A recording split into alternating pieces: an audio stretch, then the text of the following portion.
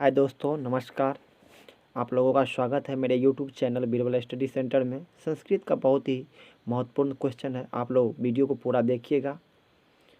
चलिए क्वेश्चन शुरू करते हैं। स्वामी दयानंद मूर्ति पूजा के थे, तो इसका सही आंसर हो जाएगा विरोधी, यानी कि स्वामी दयानंद जो थे वह पूजा और को नहीं मानते थे। चलिए अगला क्वेश्चन है, बूढ़े बाघ के हाथ में क्या था? बूढ़े बाघ के हाथ में क्या था? तो आंसर हो जाएगा सोने का कंगन, यानी कि बूढ़े बाघ के हाथ में क्या था? सोने का कंगन। चलिए अगला क्वेश्चन देख लेते हैं। धन किसे देना चाहिए? तो सबको पता है धन किसे देना चाहिए, तो सही आंसर हो जाएगा निर्धन को। महान से भी महान कौन है? तो इसका सही आंसर हो जाएगा महान से भी महान क्या है? आत्मा है। चलिए अब अगला क्वेश्चन देखते हैं, और यह क्वेश्चन बहुत ही प्यारा है, आप लोग वीडियो को पूरा देखिएगा। किसकी विजय नहीं होती है? तो दोस्तों हमेशा असत्य की विजय नहीं होती है, तो इसका राइट आंसर हो जाएगा ऑप्शन नंबर बी, असत्य की। किस पुरुष को मृत्यु के आने की जानकारी हो जाती है? क्वेश्चन है किस पुरुष को मृत्यु के आने की जानकारी हो जाती है? तो इसका सही आंसर है साधक को, अर्थात जो साधना करते हैं उनको मृत्यु के आने से पहले ही उसे पता चल जाती है। तो संस्कार को कितने भागों में बांटा गया है? संस्कार को कितने भागों में बांटा गया है? तो इसका सही आंसर हो जाएगा 5, यानी कि संस्कार की संख्या कितनी है? 5 है। तो क्वेश्चन बहुत ही प्यारा है, आप लोग प्लीज़ याद कर लीजिएगा। चलिए अगला क्वेश्चन आ गया। अगला क्वेश्चन है, भारतीय संस्कृति का परिचय किससे होता है? यानी कि भारत की जो संस्कृति है उसका परिचय जो है संस्कार से होता है। तो अगला क्वेश्चन है, सत्यार्थ प्रकाश नामक ग्रंथ किसने लिखा है? तो इसका सही आंसर हो जाएगा option number A, Swami Dayanand ने सत्यार्थ प्रकाश नामक पुस्तक लिखे हैं। चलिए अगला क्वेश्चन देख लेते हैं। तो अगला क्वेश्चन है, अपने को वंशहीन कौन कहता है? अपने को वंशहीन कौन कहता है? तो इसका सही आंसर हो जाएगा बाघ अपने आप को क्या कहते हैं? वंशहीन, यानी कि उसके वंश में कोई भी नहीं है। चलिए अगला क्वेश्चन है, सत्य का मुंह किस पात्र से ढका हुआ है? पात्र का मतलब होता है बर्तन, तो सत्य का मुंह जो है हिरण्यमेन पात्र से ढका हुआ है, तो इसका राइट आंसर हो जाएगा ऑप्शन नंबर ए, हिरण्यमेन पात्र से। फिर अगला क्वेश्चन है, मंगलम पाठ में कितने मंत्र है? तो मंगलम पाठ में कुल मंत्रों की संख्या 5 है।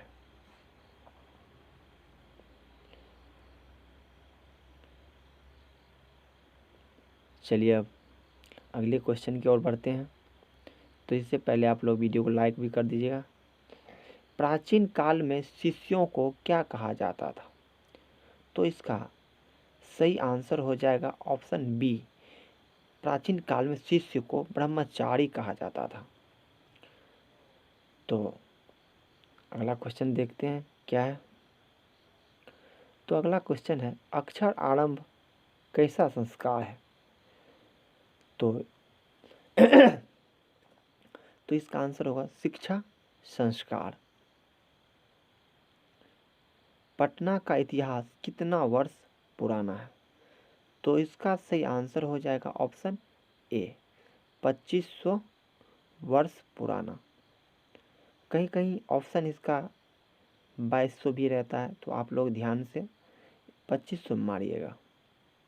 चलिए अगला क्वेश्चन देख लेते हैं। तो अगला क्वेश्चन आने वाला है हमारे सामने। क्वेश्चन आने से पहले प्लीज़ आप लोग वीडियो को लाइक कर दीजिए ताकि हमें भी पता चले आप लोग को मेरा वीडियो पसंद आ रहा है। चलिए क्वेश्चन है, बूढ़ा बाघ ने पथिक को कहाँ स्नान करने के लिए बोला? तो इसका सही आंसर हो जाएगा ऑप्शन ए, बूढ़ा बाघ ने पथिक को कहा तालाब में स्नान करने के लिए। तो राइट आंसर होगा तालाब में।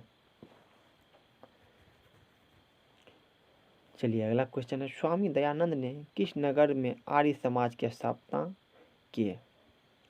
तो इसका सही आंसर हो जाएगा मुंबई में। चलिए अगला क्वेश्चन देख लेते हैं क्या है, वो भी कितना में 1875 ईस्वी में किए थे।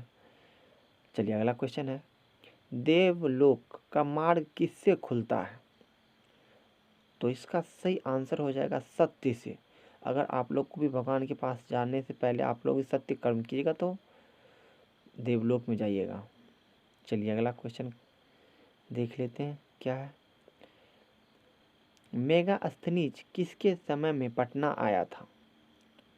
तो ऑप्शन तो आपके सामने भी है, तो आप लोग भी टिक करके ऑप्शन आंसर कमेंट बॉक्स में बताइए। तो सही आंसर होगा चंद्रगुप्त मौर्य के समय में मेगास्थनीज पटना आए हुए थे। चलिए अगला क्वेश्चन की ओर बढ़ते हैं। तो अगला क्वेश्चन है, विवाह संस्कार पूर्ण करते ही मनुष्य कहाँ प्रवेश करता है? तो विवाह संस्कार जब होता है तो मनुष्य गृहस्थ जीवन में प्रवेश करते हैं। बहुत मज़ेदार क्वेश्चन था। चलिए अगला क्वेश्चन है, महावीर मंदिर कहाँ स्थित है? तो इसका सही आंसर हो जाएगा पटना में। महावीर मंदिर कहाँ है? पटना में। बहुत ही प्यारा क्वेश्चन है। चलिए, राजशेखर की रचना कौन सी है? राजशेखर की रचना कौन सी है? तो इसका सही आंसर हो काव्य मीमांसा जो है वह किसकी रचना है? राजशेखर की। चलिए अगला क्वेश्चन है, पटना नगर की पालिका देवी कौन है? तो इसका सही आंसर हो जाएगा option A, sorry C, Patan Devi. चलिए अगला क्वेश्चन देख लेते हैं क्या है, पटना नगर की पालिका, सॉरी वही क्वेश्चन है, वेदों की ओर लौटो का नारा किसने दिया था? तो दोस्तों आप लोग को भी इसका आंसर पता होगा, वेदों की ओर लौटो का नारा दयानंद सरस्वती ने दिए थे। कौन लोभ से आकर्षित हुआ? तो इसका सही आंसर हो जाएगा पथिक। पथिक जो है लोभ में बेचारा फंस गए थे। तो राइट आंसर सी होगा। प्राणी के हृदय रूपी गुफा में कौन विद्यमान है? तो इसका सही आंसर हो जाएगा प्राणी के हृदय रूपी गुफा में आत्मा विद्यमान है। चलिए अगले क्वेश्चन की ओर बढ़ने से पहले आप लोग वीडियो को शेयर भी कर दीजिए और लाइक भी कर दीजिए। अगर नए हैं चैनल पे तो सब्सक्राइब भी कर लीजिए। पटना में बहुत बार कौन आए? तो इसका सही आंसर हो जाएगा इसका सही आंसर होगा भगवान बुद्ध पटना में बहुत बार आए। चलिए अगले क्वेश्चन और बढ़ते हैं।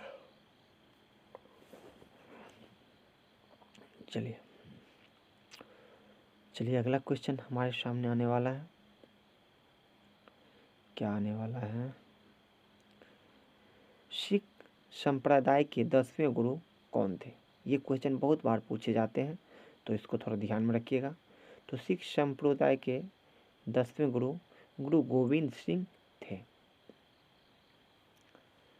चलिए क्वेश्चन तो बहुत ही मज़ेदार है और वीडियो कैसा लगा आप लोग को प्लीज़ आप लोग बताते नहीं हैं, बहुत बुरा लगता है। चलिए अगला क्वेश्चन की ओर बढ़ते हैं। अगला क्वेश्चन है, स्वामी दयानंद के माता पिता किसके उपासक थे? तो स्वामी दयानंद के जो माता पिता थे वे भगवान शिव के उपासक थे।